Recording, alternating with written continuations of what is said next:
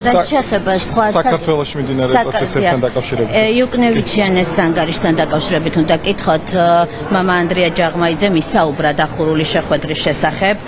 ბელგიის საგარეო საქმეთა მინისტრთან ერთნაირსქესიანთა ქორწინება შეეხებოდა და ამ მოთხოვნას თქვენი პოზიცია კიდევ ერთხელ რომ გითხრათ, უკვე ეკლესია ადასტურებს, რომ ასეთი შეხვედრა საუბარი იყო. მე თავის დროზე ვთქვი, რომ ეს არის პირველი შემთხვევა, როდესაც ევროკავშირის ინსტიტუტი თავს დაესხა ქართულ ეკლესიას. რაც არის აბსოლუტურად მიუღებელი და აქვე უნდა გაივლოს აქ წითელი ხაზი, რომ აღარასდროს არ გაბედოს არავინ, მათ შორის ევროკავშირის არც ერთმა ინსტიტუციამ, რომ თავს დაესხას საქართველოს ეკლესიას, თავს დაესხას მის დიდ მრევლს, ასე რომ გასაგებია, რომ იუკნევიჩიანის ხელიდან კარგი არაფერი საქართველოსთან დაკავშირებით არ გამოვა, მაგრამ ესეც ნიშანდობლივია, რომ მას მოასინჯინეს ნიადაგი საქართველოს ეკლესიაზე თავდასხმის და მე ამიტომაც მნიშვნელოვანია ახლა ძალიან მკაცრი და პირდაპირ რეაქცია ამაზე, რომ აღარ ქონდეს ამას რაიმე პრეცედენტის სახე და არ გაბედოს აღარავინ